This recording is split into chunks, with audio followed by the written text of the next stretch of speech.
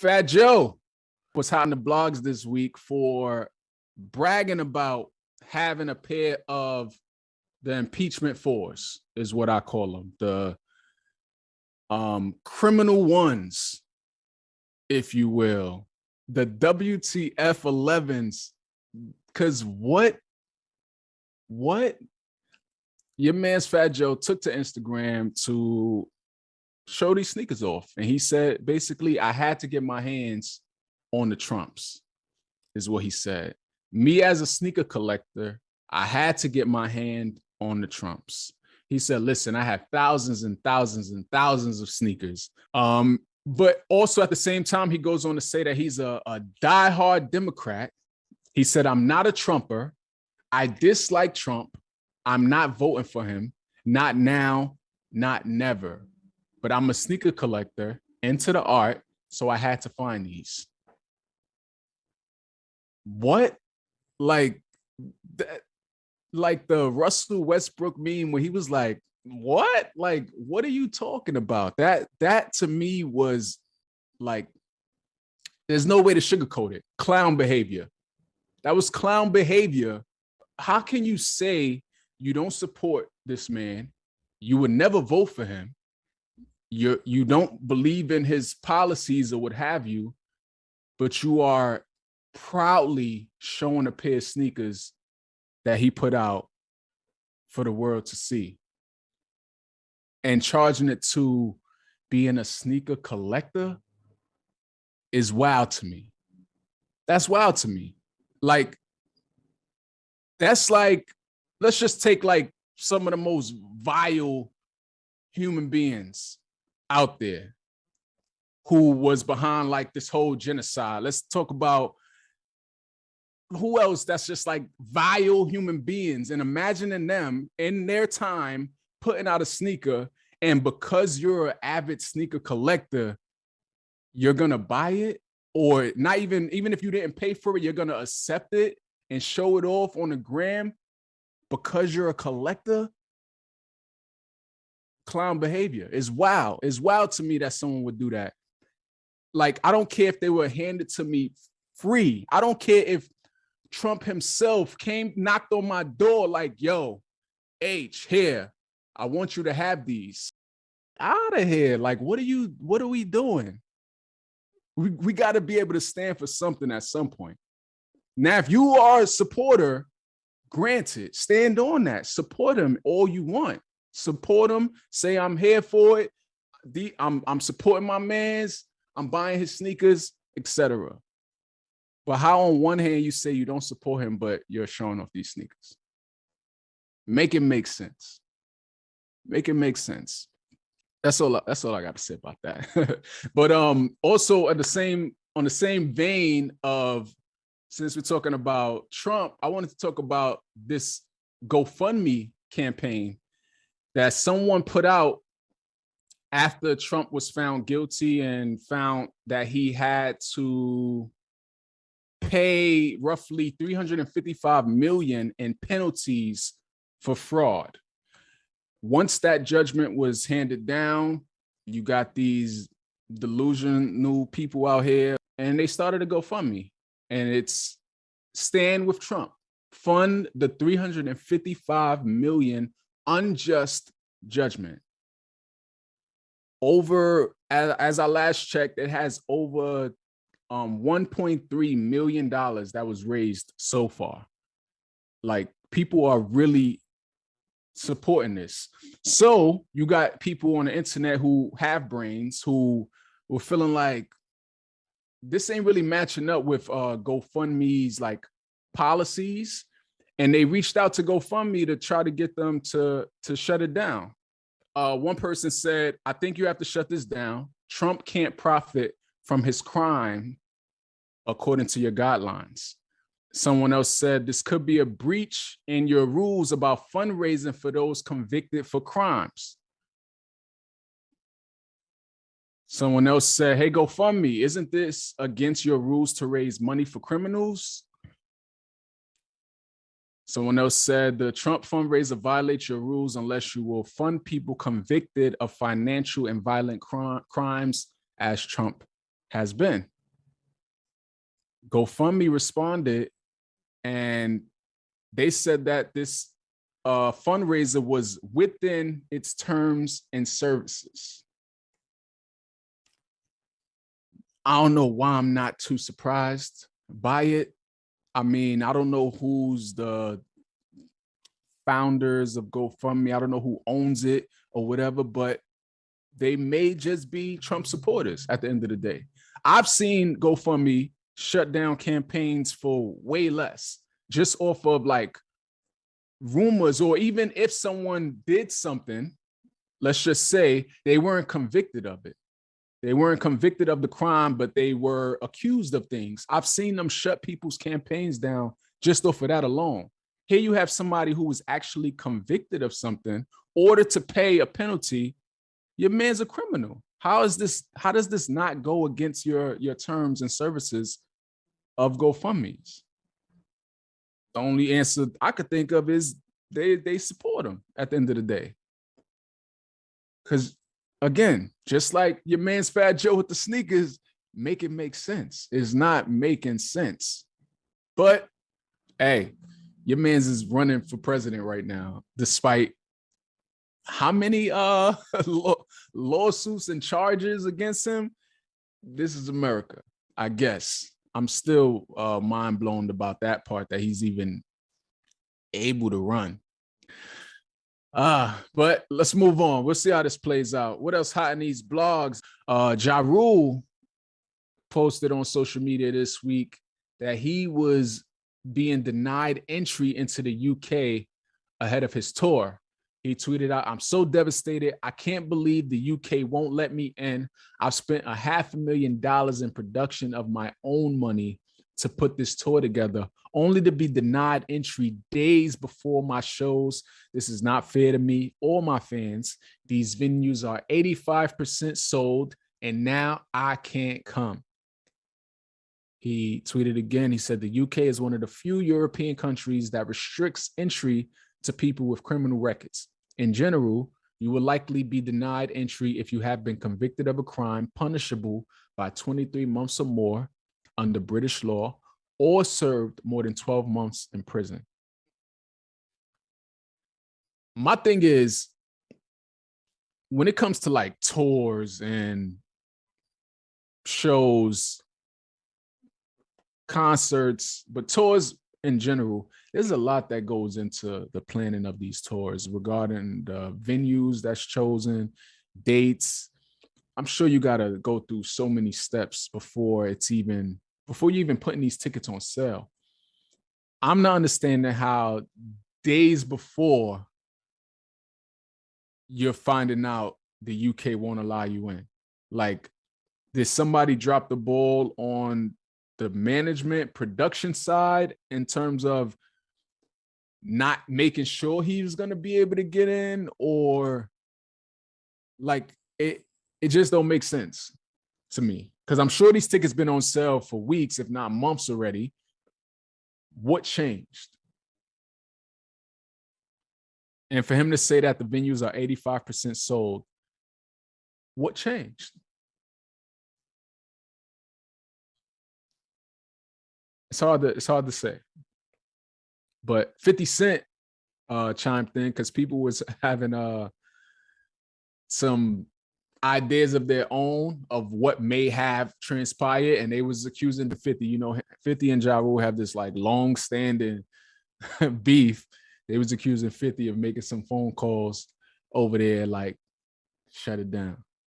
I don't know. But 50 tweeted out himself, actually posted on Instagram, a screenshot of the headline of Ja Rule being denied entry into the UK and the fans blaming him. He said, "Ha, ha, ha, ha, ha, ha, ha. I did not have nothing to do with this BITCH not getting in. LOL." This is wild. This is a lot. I just know somebody dropped the ball, and somebody probably need to get fired if they didn't make sure that your mans was going to be able to get over there before even announcing it, selling the tickets, all of that. Somebody dropped the ball at the end of the day. But we'll see. Maybe Ja could plan it somewhere else, reschedule it, do what you got to do to get in. But as of right now, it's a wrap for that show. Let's move on. What else hot in these blogs? The CDC is no longer recommending Americans to stay home after testing positive for COVID-19. It's a major shift in the policy that comes as much of the country has moved on from the height of the pandemic. If you know, 2020 and was in 2021. It was a tough time for America. There has been a lot of people who have lost jobs behind this pandemic.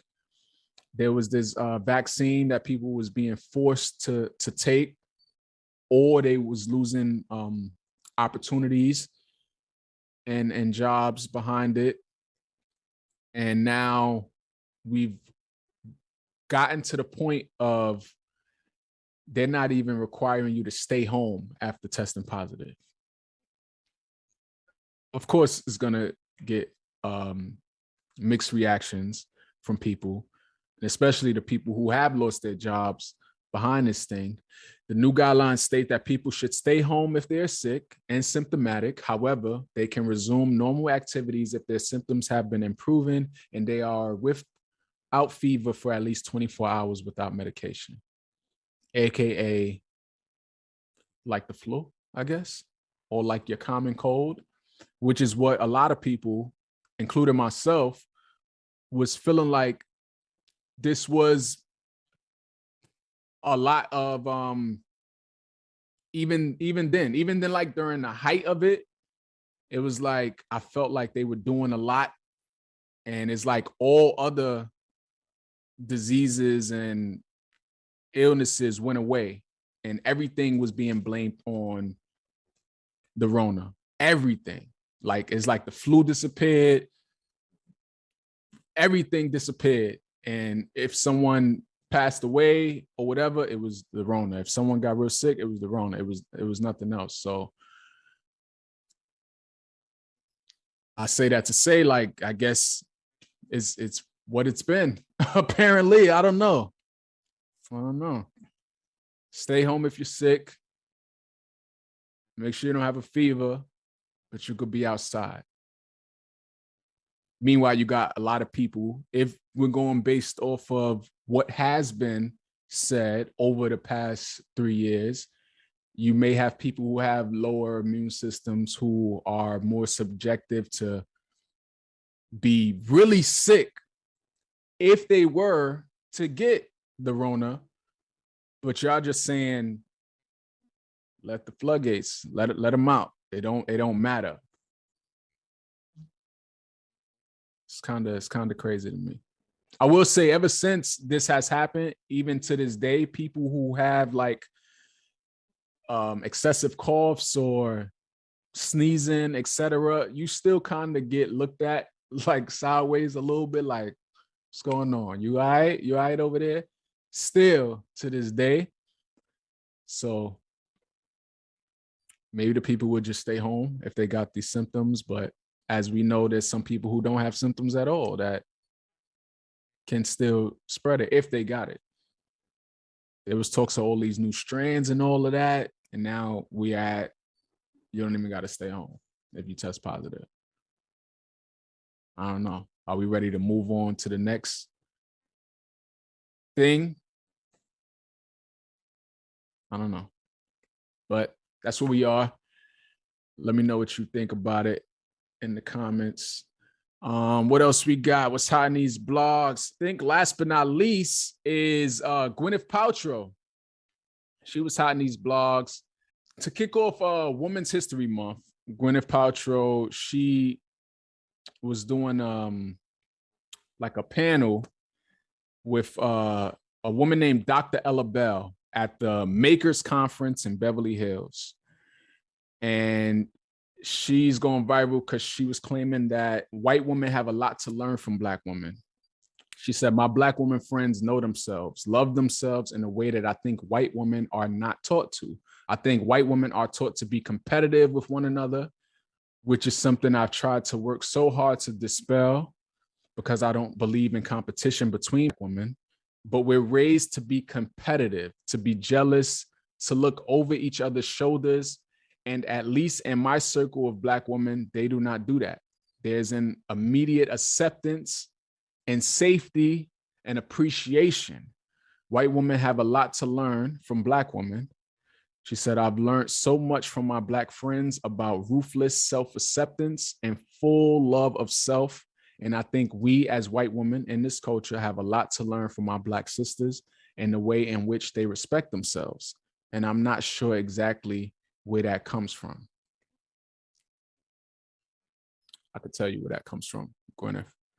But yeah, it got mixed reactions from a lot of people. The founder of Essence said the self-love that we have for ourselves is due to the love that the world doesn't have for us.